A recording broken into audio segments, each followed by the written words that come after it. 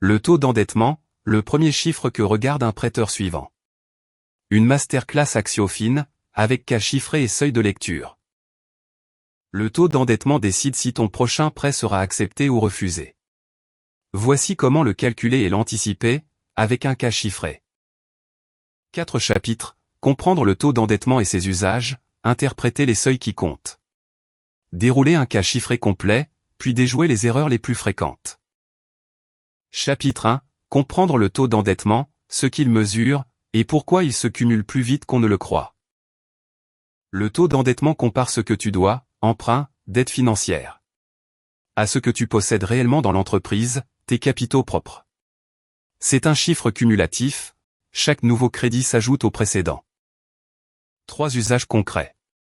Le dossier de financement, où ce taux est regardé avant même d'étudier le projet. Équilibrer la structure entre fonds propres et dettes. Et préparer une levée de fonds, un taux élevé fait fuir les investisseurs. La formule, les dettes financières, divisées par les capitaux propres, fois 100. Aussi appelé Gehring. Au-delà de 100%, tu dois déjà plus que ce que tu possèdes réellement dans l'entreprise. 2 questions différentes. Le taux d'endettement est structurel, la dette est-elle raisonnable au regard des fonds propres? Le ratio de liquidité est immédiat, peux-tu payer ce mois-ci? Voir la masterclass dédiée pour ce second point. 3 regards différents. Le banquier, qui compare ce taux au seuil avant même de lire le dossier. Le dirigeant, pour savoir combien de marge reste pour emprunter. Un investisseur, pour qui une structure trop tendue est un risque perçu. Chapitre 2, interpréter le taux d'endettement, et les seuils qui permettent de savoir s'il est maîtrisé ou dangereux. Sous 50%, c'est solide, la capacité d'emprunt reste intacte. Entre 50 et 100, une zone normale mais avec vigilance croissante. Entre 100 et 150, une zone tendue. Au-delà, une zone critique, les nouveaux prêts deviennent improbables. Un endettement maîtrisé reste sous 100%, avec des dettes réparties et une capacité d'autofinancement large. Un endettement dangereux dépasse 150%, avec plusieurs crédits cumulés rapidement et une capacité d'autofinancement à peine suffisante. 3 repères. 100% comme seuil de vigilance générale. 150 comme seuil critique, où presque aucun financeur ne suit plus. Et le ratio dette sur capacité d'autofinancement, à croiser systématiquement, voir la masterclass dédiée. Le piège classique, chaque crédit pris isolément semble raisonnable. Le premier à 40%, accordé facilement. Le deuxième à 85%, encore accepté. Mais la somme des 3 dépasse le seuil critique et le troisième est refusé. Chaque clôture, le taux définitif comparé aux exercices précédents. Avant tout nouvel emprunt, recalculer le taux en incluant le nouveau crédit. Et après chaque remboursement significatif, vérifier la marge d'emprunt retrouvée. Chapitre 3, un cas fil rouge complet, chiffré de bout en bout, chez Transport Farid. Transport Farid, flotte de 5 véhicules. 50 000 € de capitaux propres. 2 crédits déjà en cours, 25 et 30 000 €.